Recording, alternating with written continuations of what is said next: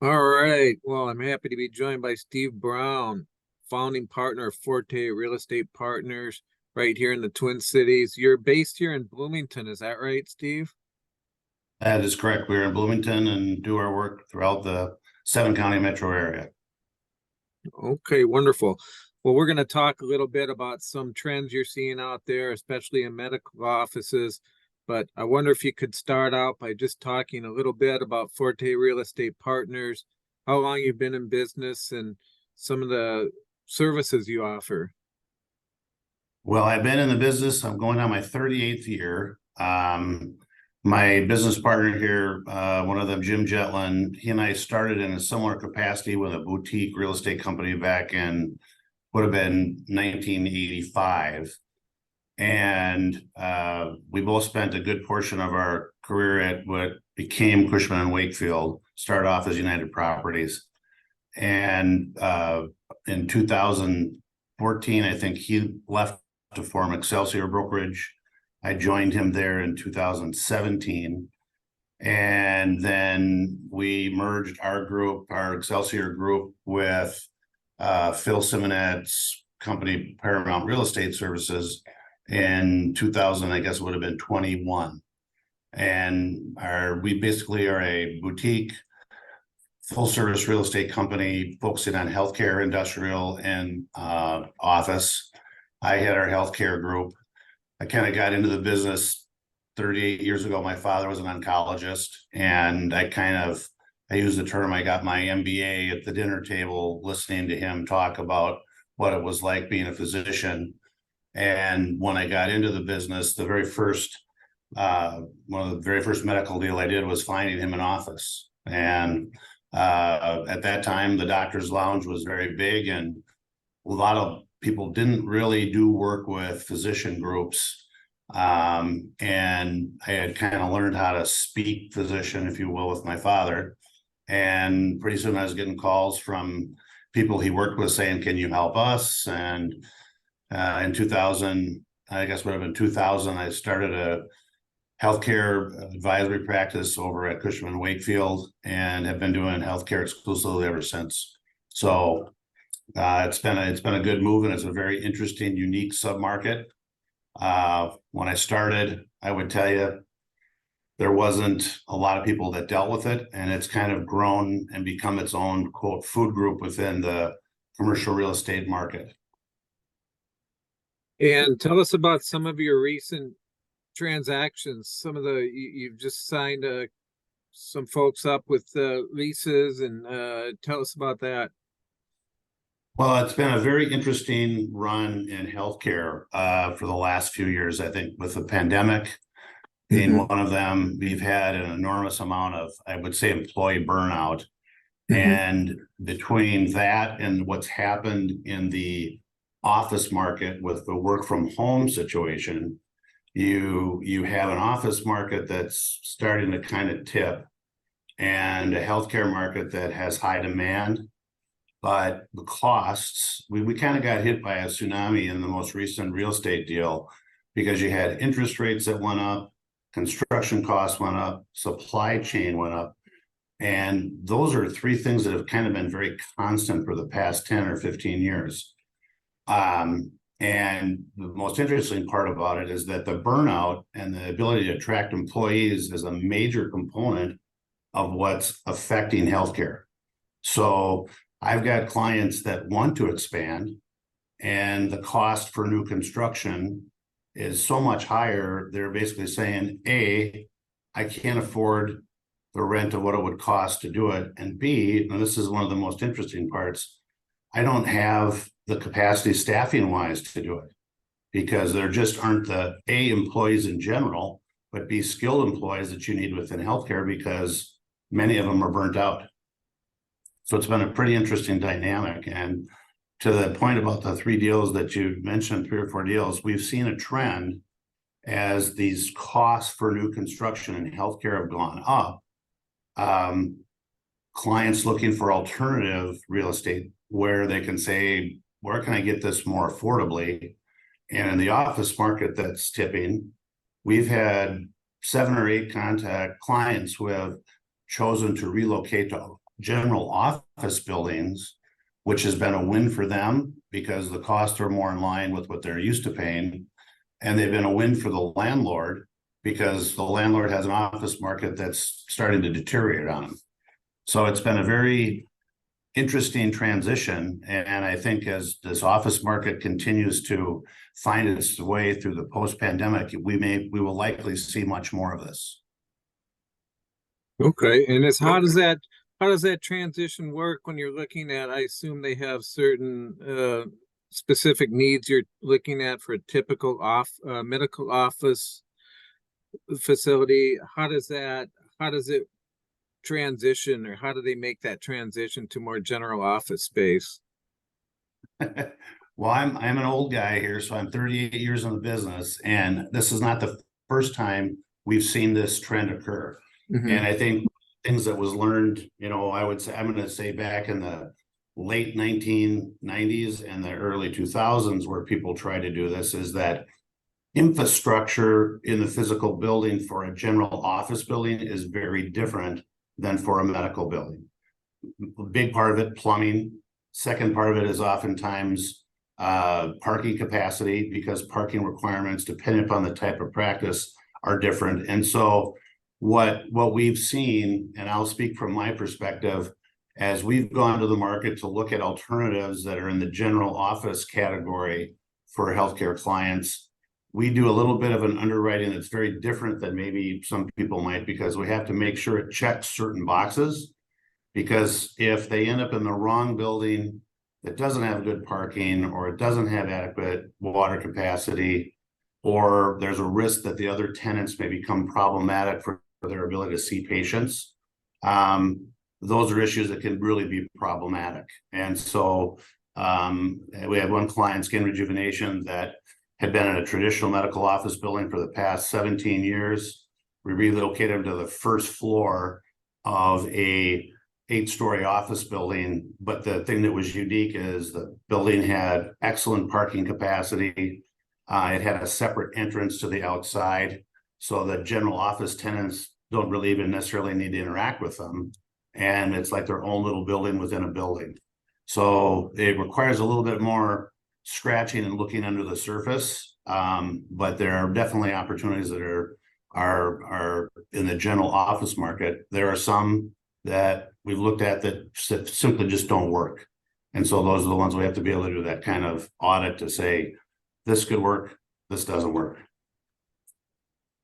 We had a similar situation in St. Cloud with another group where they were in a building that had been taken over by a system, and they moved to the first floor of an office building and were able to get building signage and a lot of the things but again, it was almost like their own building within a building.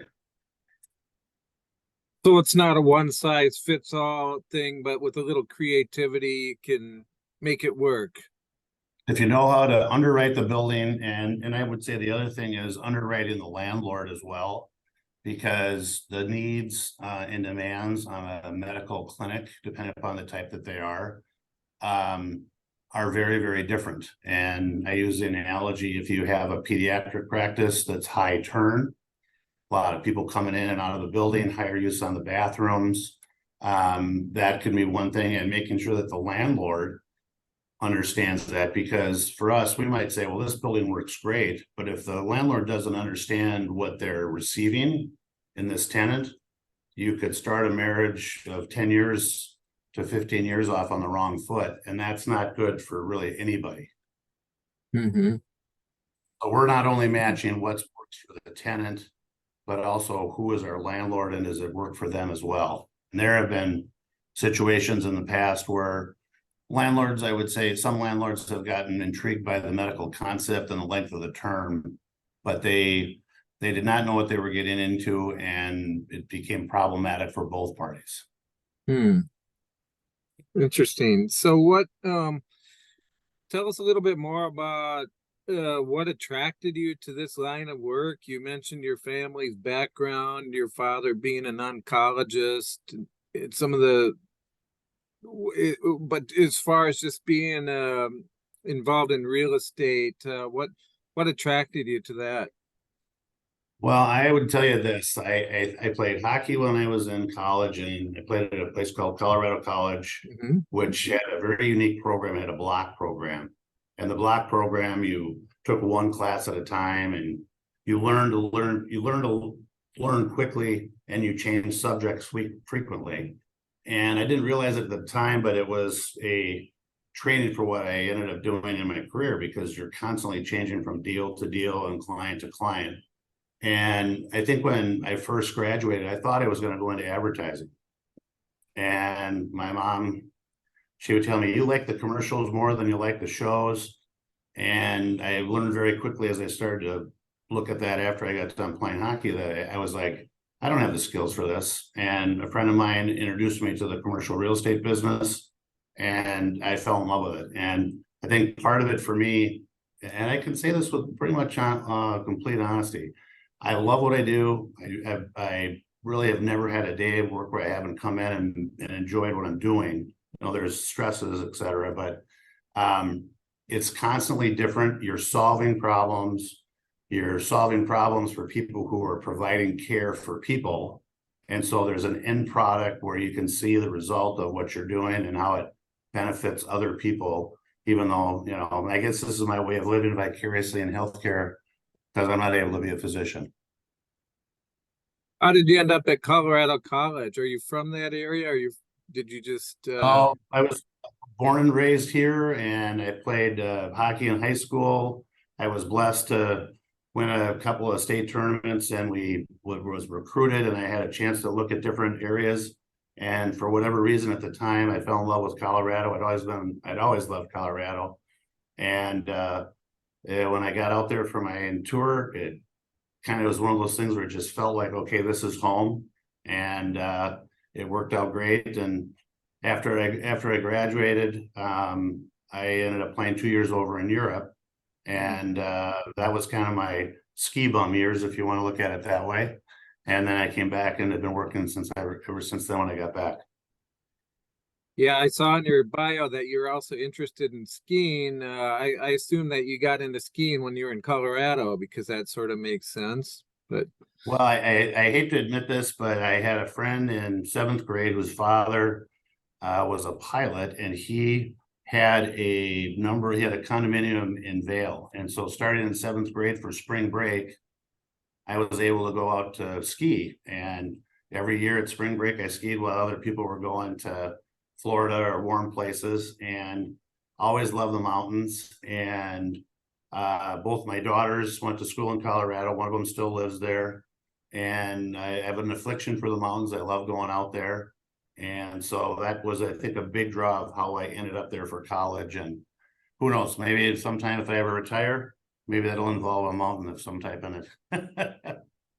that sounds wonderful. So what else are you seeing? What other trends are you seeing out there? And I know you focus primarily on healthcare, but what else are you seeing out there in the general office market, and kind of what's your outlook for that Well, sector? it's very interesting because the work that I do in healthcare has kind of involved working with some systems, and systems, you know, while they're healthcare providers, they also have office and in some cases industrial or warehousing needs. So we kind of are on top of all of those sectors. And the interesting part is in the last 5 years, I think you've seen land prices go up because of multifamily. So that's had an impact on pricing because a lot of the multifamily sites that you see are high visibility, they're good access, they're sites that share some of the dynamics that a healthcare facility would like to have. So you've seen land costs rising.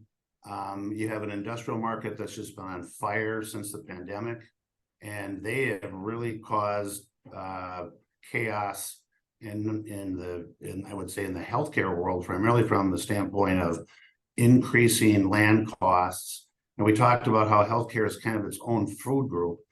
You now today have REITs and institutional investors that buy healthcare real estate, and they like it for the stability, but they now want to start to see higher returns. So we've seen shifts in annual increases in base rents.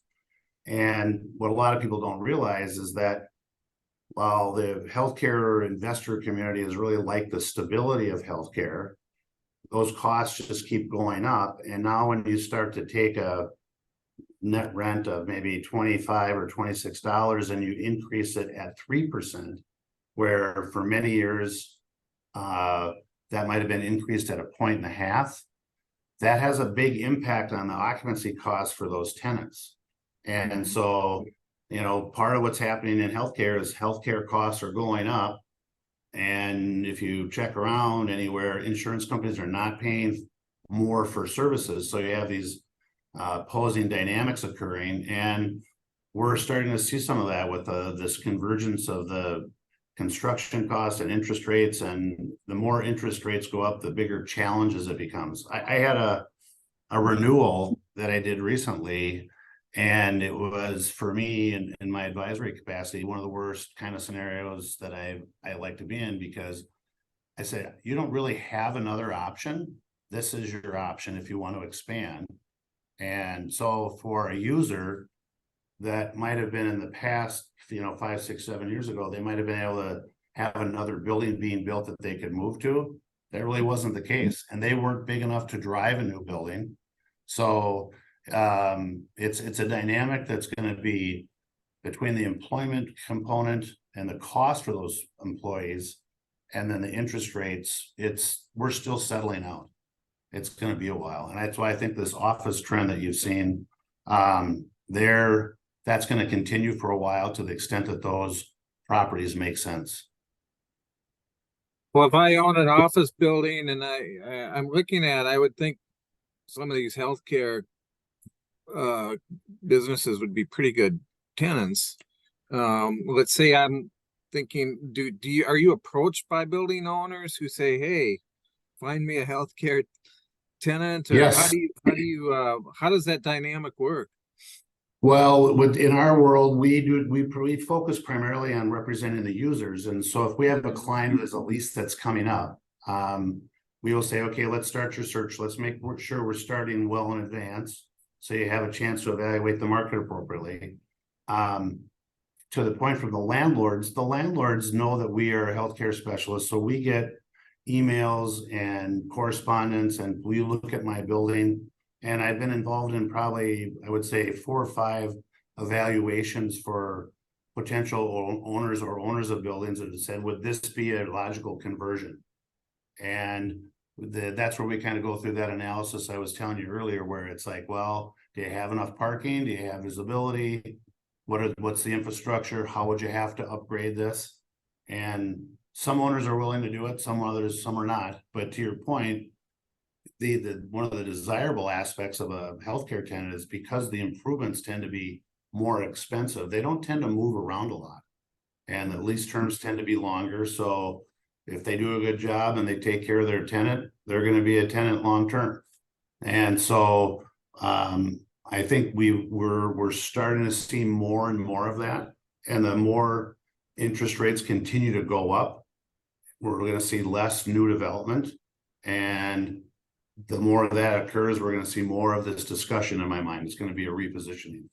I'm a member of ULI, Minnesota Market Council, and we had a meeting 2.5 weeks ago, and one of the topics was about multifamily and affordable housing, and talking about, not only here but in other major markets, the fact that you've got office buildings that might be going back to a lender or experiencing large vacancies, even the repositioning of office buildings into multifamily.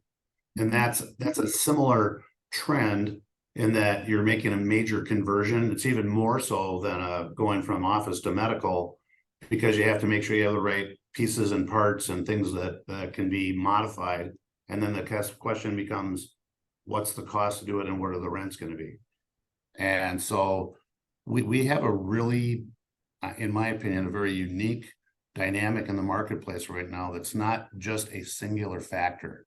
And in the healthcare side of it, we've all heard in the past about traveling nurses, and traveling nurses have become a more and more important component, because they are filling the void where hospitals do not have staffing capacity or nursing capacity.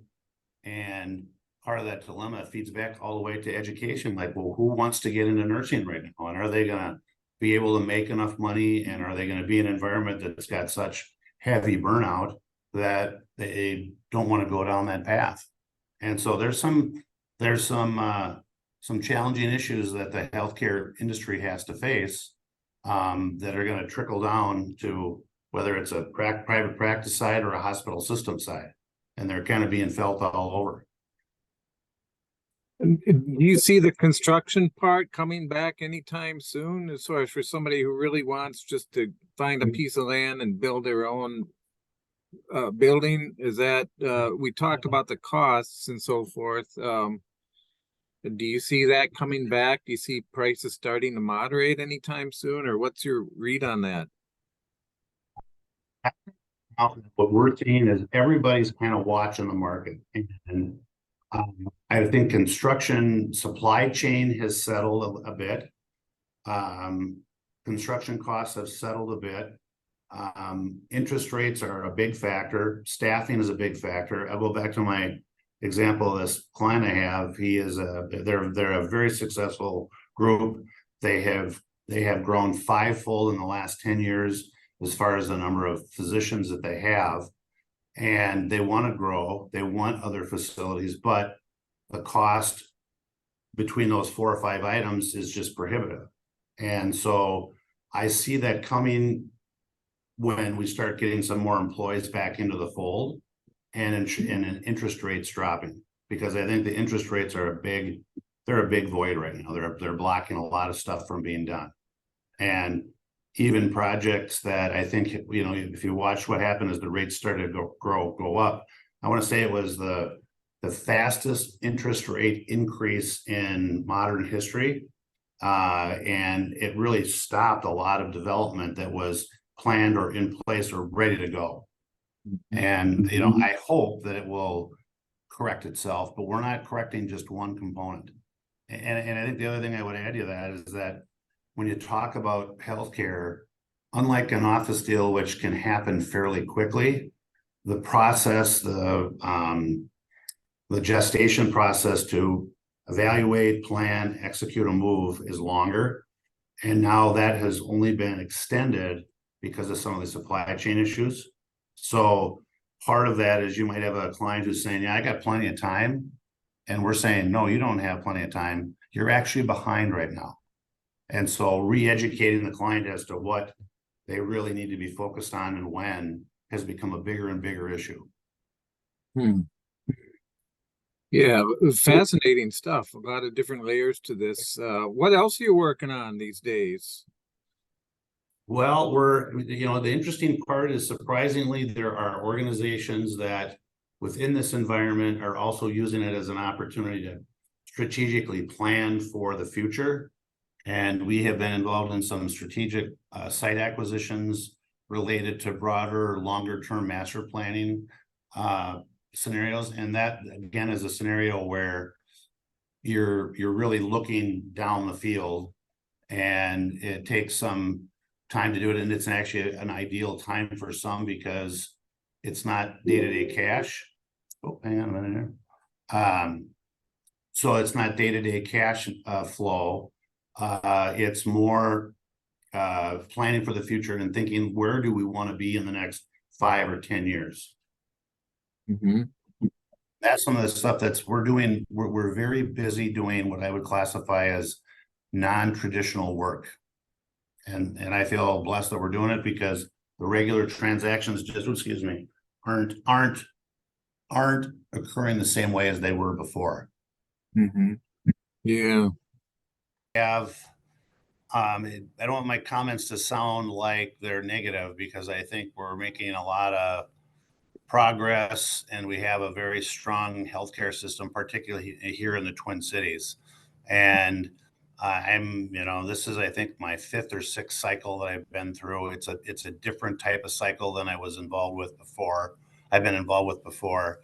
And there's great people that are committed to making sure that people in our country get good health care. And we're going to find our way through this. I'm not concerned about that. It's just a different market. And as people will say, in every market, there is an opportunity there's an opportunity in it. You just have to figure out how to find it. And as a former partner of mine once told me, he said, the key is to be able to look around the corner about what's coming next. And I think that's Mhm. kind of the state that we're in right now, is figuring out what's going to be next. And part of that's what's going to be next in healthcare, what's going to be next in office. Even the retail situation is a very different world. We've all gotten used to a different dynamic thanks to Amazon and how that's going to change things, whether it's short term or long term. And going back to your question about getting into this business, that's part of what I love about it, because we get to deal with stuff that's not stagnant or boring. It's constantly changing. So I'm optimistic. Yeah, absolutely, absolutely. Never a dull moment, and I'm sure that things have changed a lot since you started out in 1985. So They you've been have, down that road before. right? We've seen So, cycles that have come full circle. And you asked the question about our company. I started out in a boutique company, which was acquired and merged into a larger group. And then I worked for what became Cushman and Wakefield, which was one of the largest platforms in the country. And I'm back in a boutique because that's really kind of the world I feel most at home in. all right. Well, good luck to you, Steve. I wish you continued success and hope we can connect again sometime. Thank you very much for your time. I greatly appreciate it. Have a good day. You too.